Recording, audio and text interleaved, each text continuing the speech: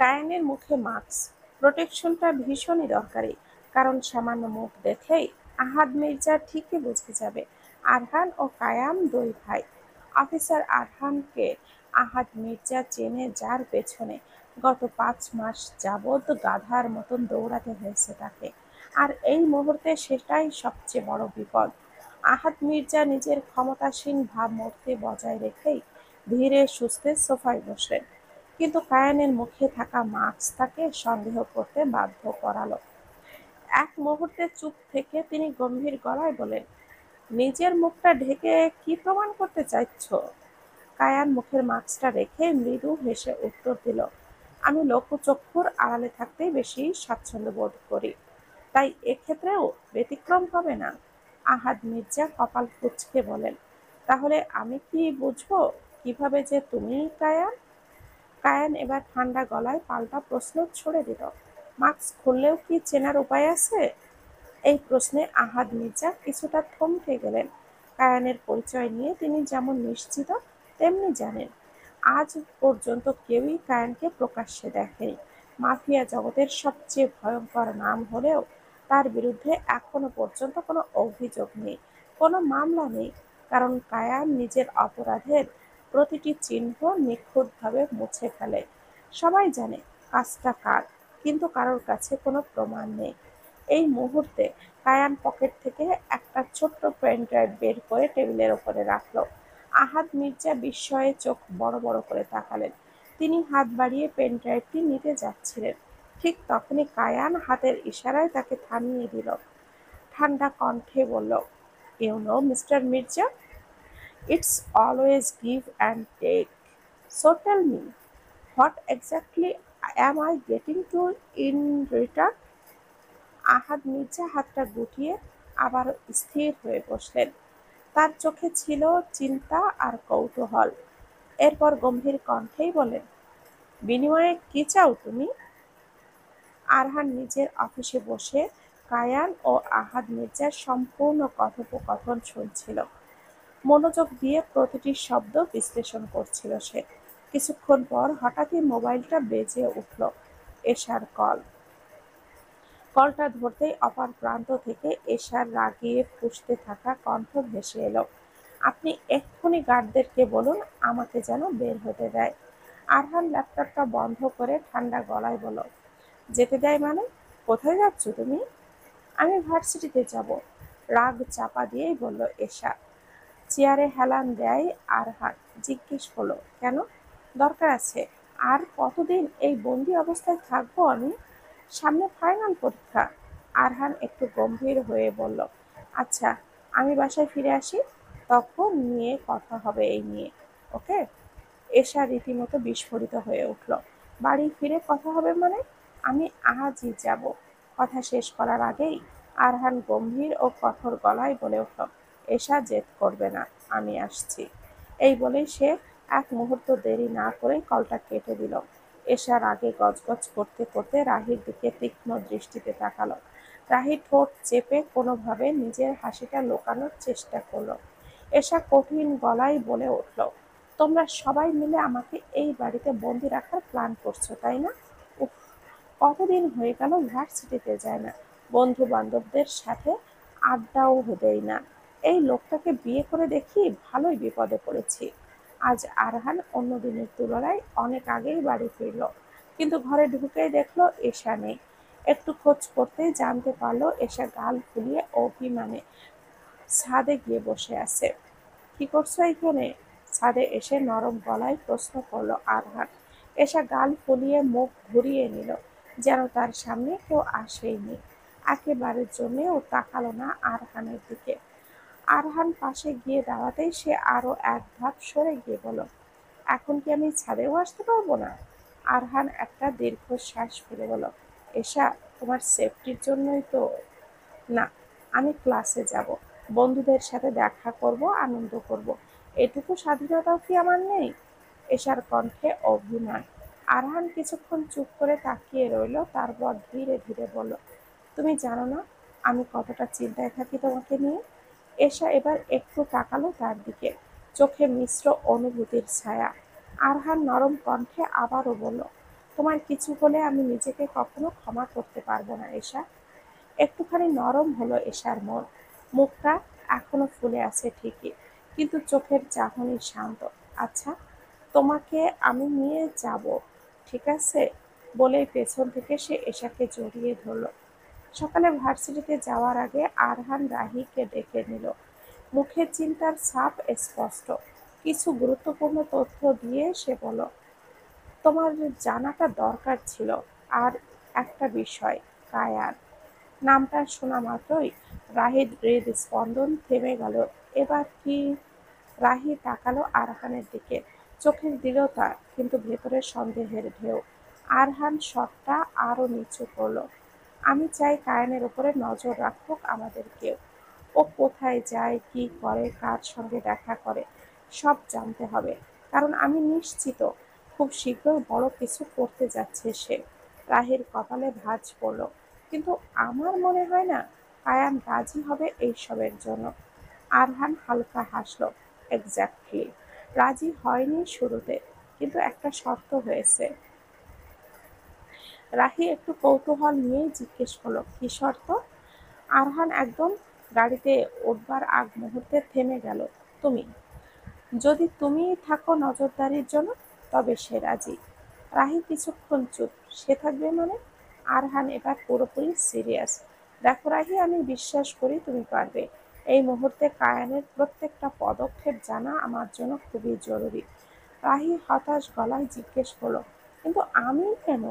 আরহান এক মুহূর্ত থেমে দৃঢ় কণ্ঠে বলল, এর উত্তর তুমি নিজেও জানো রাহি। নিঃসন্দেহে কায়ানের তোমার প্রতি একটা দুর্বলতা আছে। রাহি চুপ করে গেল, কিছুই বলল না। যেই সত্যিটা সে বারবার এড়িয়ে যেতে চাইছে, সেটা আবারও চোখের সামনে এসে দাঁড়ালো।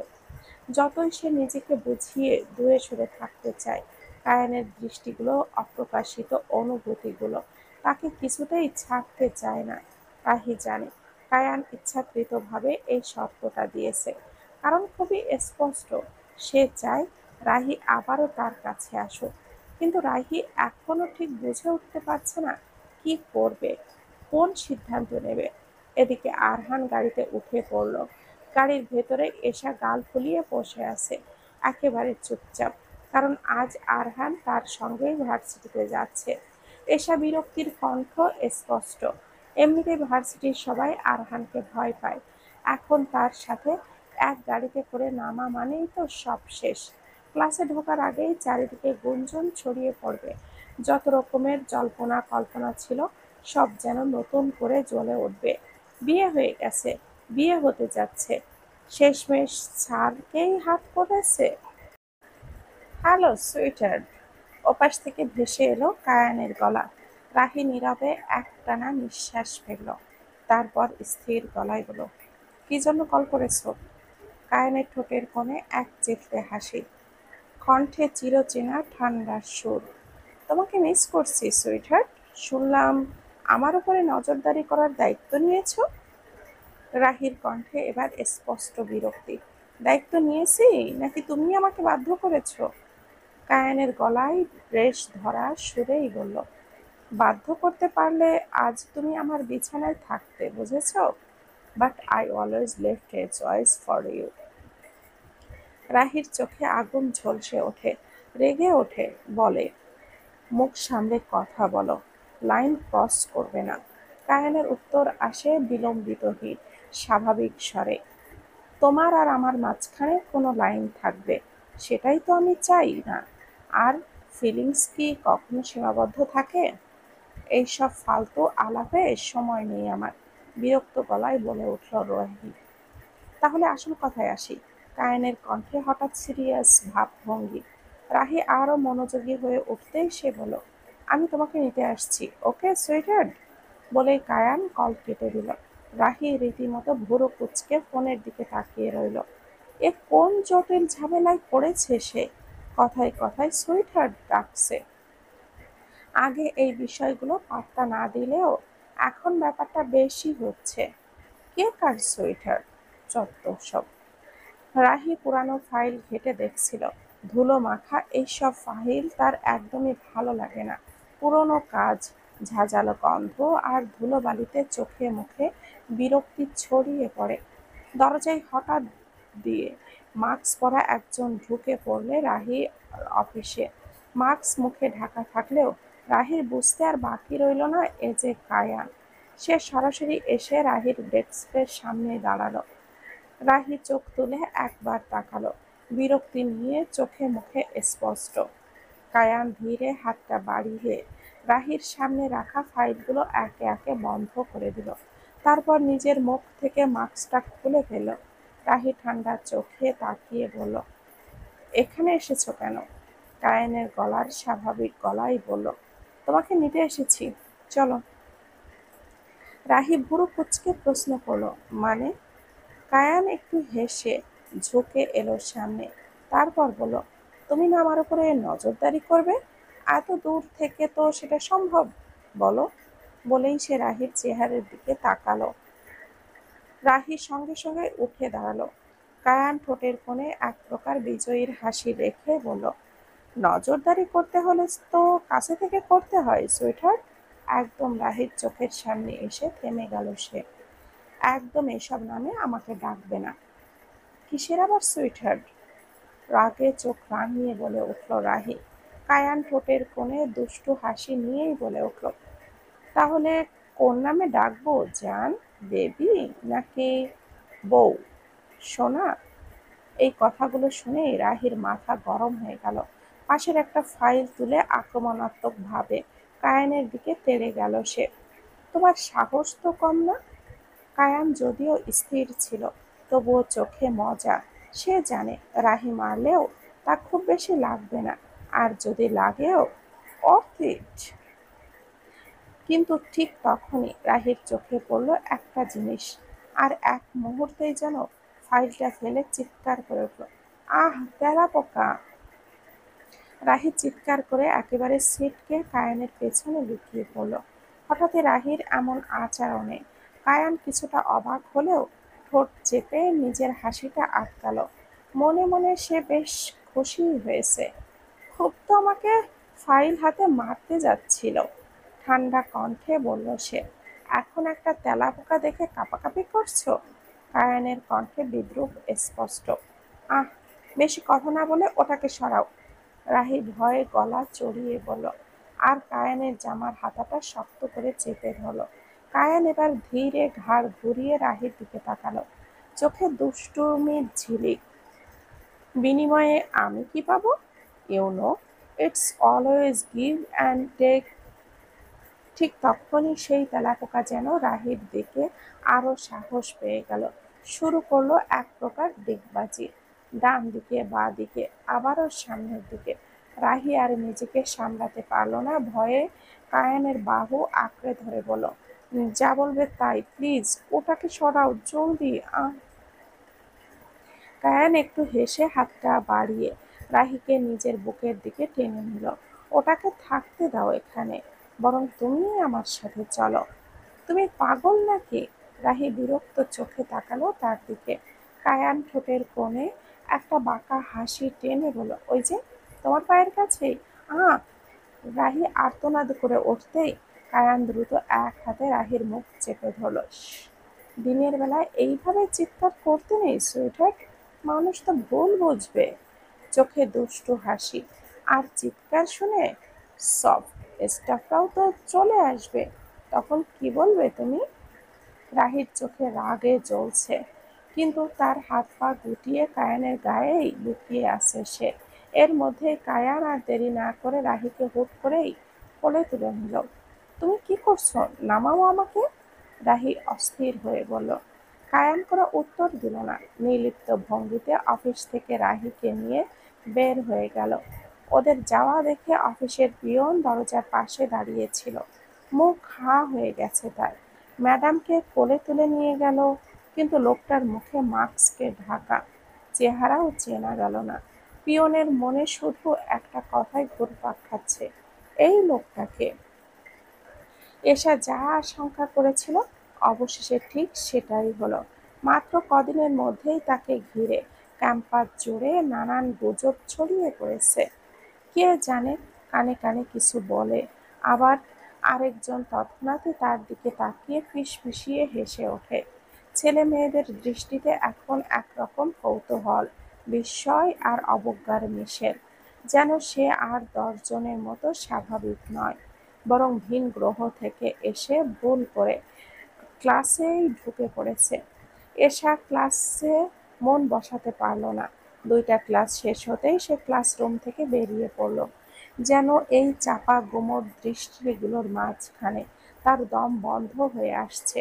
কিন্তু বাইরে বের হলেই যে হঠাৎই থমকে গেল সে। ঠিক সামনের করিডোরের মাঝখানে দাঁড়িয়ে আছে কয়েকজন, চোখে মুখে অদ্ভুত এক জিজ্ঞাসা, ঠোঁটের ব্যঙ্গ আভাস। আর দাঁড়িয়ে আছে ঠিক এশার পথ আটকে। হঠাৎ করেই নাইমা নামের এক ছাত্রী এশার দিকে এগিয়ে এলো। মুখে কৌতূহলের মুখোশ, কিন্তু চোখে ছিল পরিষ্কার তাচ্ছিল্য। কি রে, শুনছি তোর নাকি স্যারের সঙ্গে বিয়ে হয়েছে? নাইমা প্রশ্ন করলো, কণ্ঠে ব্যঙ্গের সুর। সত্যি বিয়ে নাকি অন্য কিছু?